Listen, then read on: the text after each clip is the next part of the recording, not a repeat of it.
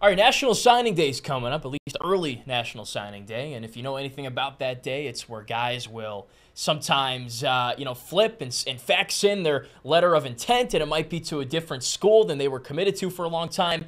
In other cases, they might just finish up their recruitment by sending in that fax, and that's it. So who are some guys in the 2024 class, maybe the 2025 class, to keep your ears out for, your eyes on, that might commit to LSU and sign with LSU pretty soon? We'll start with 2024.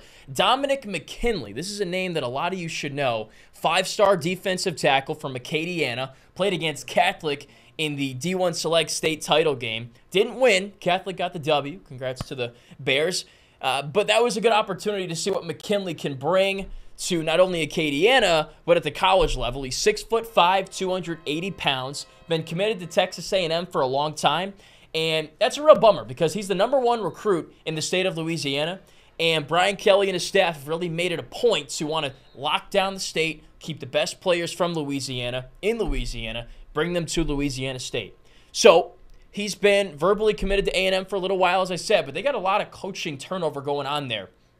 Their defensive coordinator, I think his name's Elijah Washington, one of the best coaches in college football, one of the best recruiters in college football. He's now at Syracuse. So obviously that's going to shake some things up down there in College Station when the head coach or the offensive coordinator or the defensive coordinator leaves a said school. Some of the recruits who had a close relationship with that coach are going to be bummed. And they're going to be like, well, maybe I don't want to go there anymore. So LSU's capitalizing on that. Brian Kelly and a couple other guys made the rather short trip to go see McKinley and visit him in-house, or they may have taken the private jet, who knows.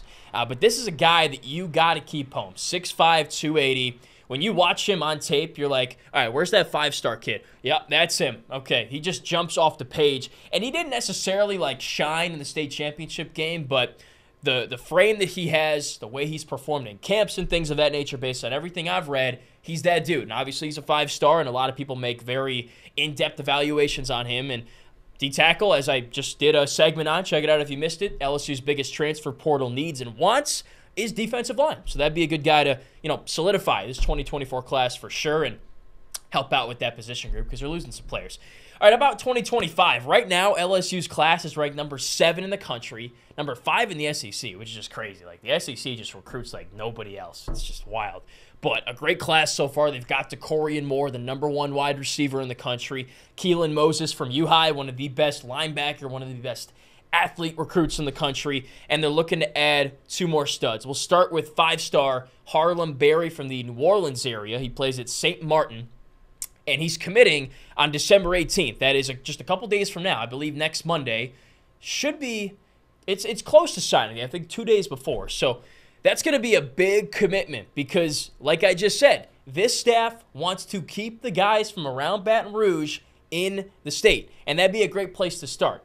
And running back is a position that LSU's done pretty well with already. I mean, they brought in Logan Diggs this past year from Notre Dame, and he had a really solid season. He was running back 1, unquestioned, and really helped this offense go. And watch Harlem Berry on tape. We got plenty of footage here. I'm going to show you some of his highlights, man. He's athletic. He's fast. He has everything that he needs to be an excellent college back at LSU and be a star for these Tigers in the future. So that commitment's coming up. LSU is the favorite right now based on some recruiting insiders and their predictions. So we'll see. It's a couple days away. That would be a great addition to that 25 class. You've got an excellent wide receiver, a really good linebacker. You've got tight ends. You've got DBs in that class.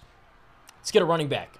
Let's stay on that trend, too. How about 4-star James Simon from Calvary Baptist? I had the honor of watching this kid play in person this past week at the state championships against St. Charles there on Saturday. And wow, I mean, if you didn't know him before this game, you certainly did after the game. He is so good, man. He's got the juke moves. He's got the speed. He's got the acceleration. And he runs angry. One of his touchdowns, he put his shoulder down 5 yards into the end zone after he'd already scored and bulldozed over a St. Charles player.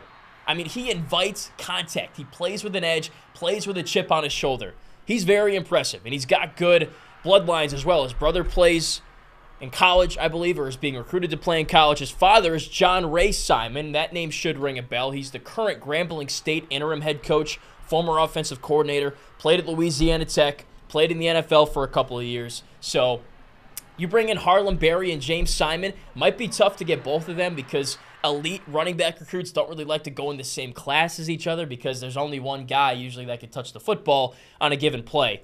But that would be an excellent 1-2 punch.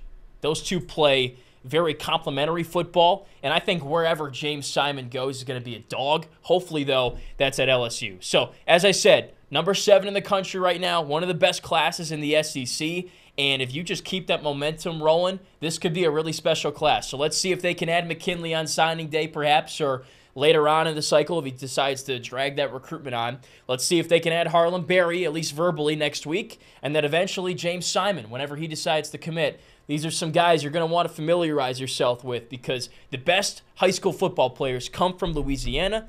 Now the question is, can Brian Kelly and the Tigers keep them home? We'll find out.